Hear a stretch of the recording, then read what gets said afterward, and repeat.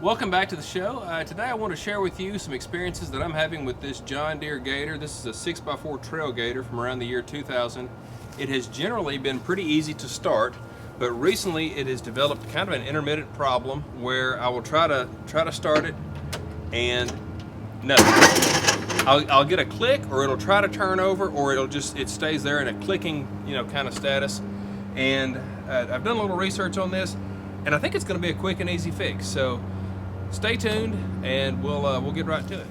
Okay, and you can see right here our voltage for this battery is not too bad. It's fully charged, and so the battery is not our problem. I would say this battery is 2 years old and has not been abused, anything like that. The part that we're replacing here is going to be the starter relay. The John Deere part number on this is AT75769. This is the actual John Deere part. This one cost about $27 from my local dealer. And then this is actually a kind of an aftermarket deal that I found on eBay. I purchased 4 of these for $32. And you may say, why 4? Well, the answer is easy. There's at least 3 of these on this Gator right now.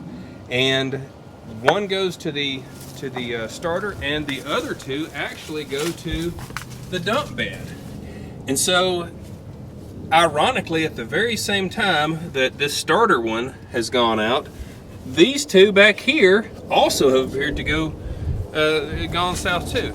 And so, anyway, you may can see that the dump bed is up. Well, it's because it's stuck in the up position. There's actually 2, those 2 relays that you see back there. One of them controls up, and one of them controls down. So we're going to go ahead and for 32 bucks, go ahead and replace all 4 of these. In addition to the relays themselves, we're going to need an 8mm deep socket wrench for the starter bolt, and then we're going to need an 11mm deep socket wrench for the bolts on the dump bed relays, and for the outside you'll also need an 11mm. In addition, you're going to need 1 beer for this job. So without removing a bolt, we can actually test to see if the relay is our problem just by removing the harness from the relay. And so we can kind of do that right there. There's your harness. You can take your new relay, stick that right in there, and then just test the starter now.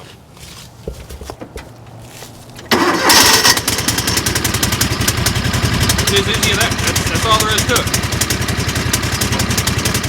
Okay, and so now it's just a matter of removing the old relay from its mounting bolt, and this is the 8mm socket wrench.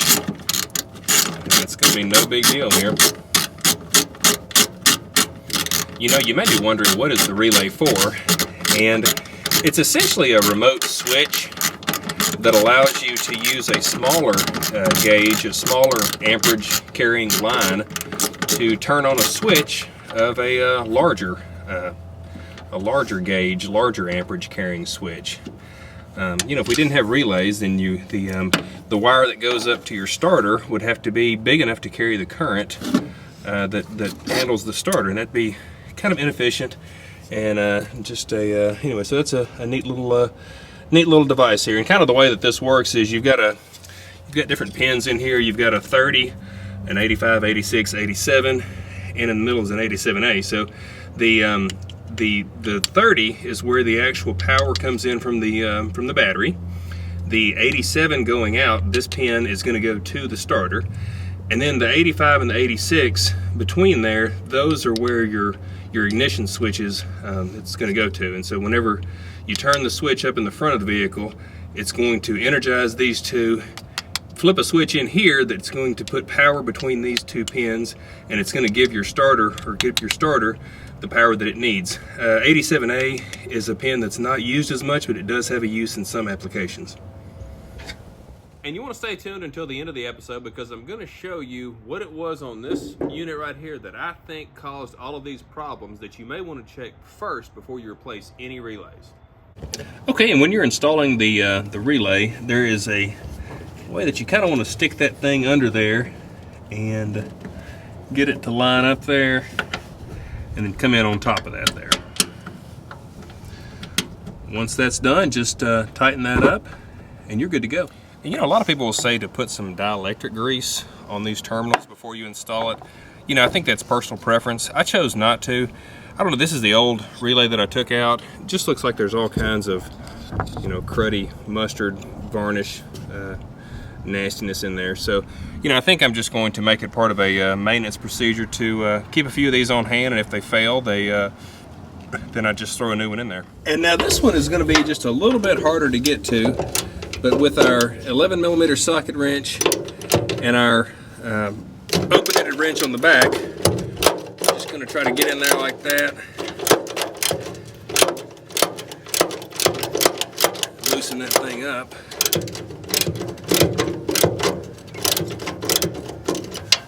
See if I can get my hand in there. Probably not. Nope, not yet.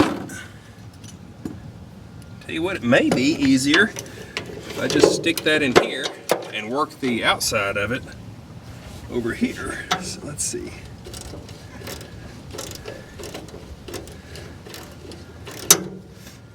I think it's 6 in one, half dozen in the other. Nonetheless, I don't know that I know that I did not tell you how I think that I have damaged all three of these at the same time. But I can't imagine that it would have been just by natural use and abuse that these things would have all magically died together. What I think has happened is, over multiple times of trying to jumpstart this thing at deer camp in cold weather, I think what has happened is I have used that battery pack, and I think maybe the battery pack is kind of giving it a little bit too much spark or something at some point, because it seemed like all this happened on the same day. So we're probably going to avoid using that battery pack in the future. And I have a new battery for this that I think I'll install next year. So there we go. We are pretty close to having that out of there. And all we got to do is just pull that out from the back. That's done. And now, let's see, this thing should just come out like the other one did. There's like a little plastic clip there.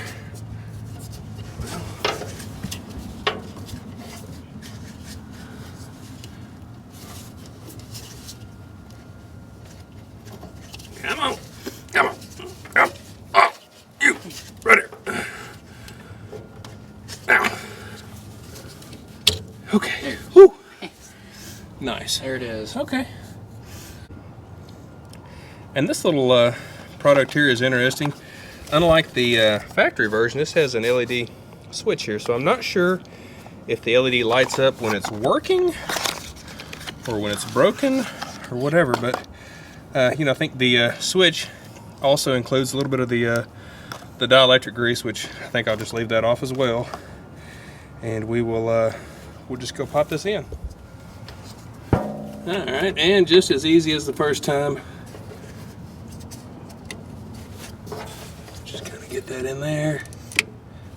Hear it snap, and now we will replace our nut and bolt there, and then we'll do the same for the other one, and we'll meet you back on the other side. And I think the best way to get these on is just to kind of get from behind here and put this one in this way while you're holding this one with this hand.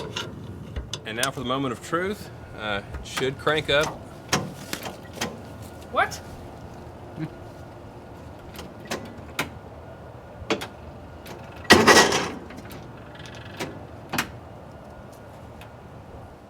And I decided, because of all this gunk and funk in here, I want to hit a little contact cleaner. This is just a little bit of Deoxit D5, and just kind of shake that around.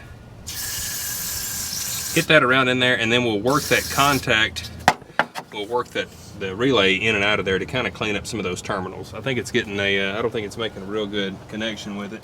And we're just going to kind of work that in and out, and hopefully it'll clean up some of those contacts and maybe help our problem. Okay, so with that, you know, I think we fixed the starter. I'm not totally sure about the lift gate. No. Okay. Hold on. Okay, and so now our bed is closing, opening. The Gator's running.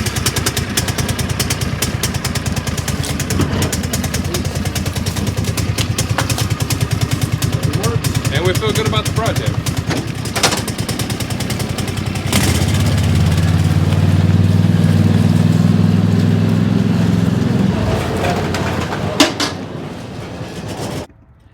Okay, so you want to make sure on my unit, this connection right here was not made.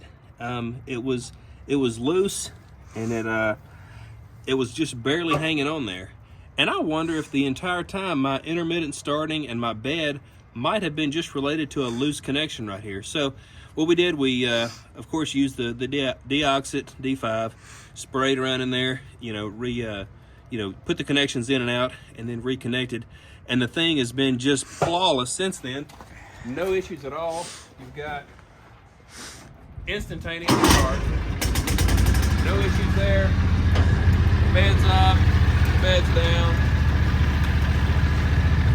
Very happy campers. But I do want to show you something else that's going to be a project for next time. Check out the slack in these chains. This right here is just as loose. Well, you can see the bottom.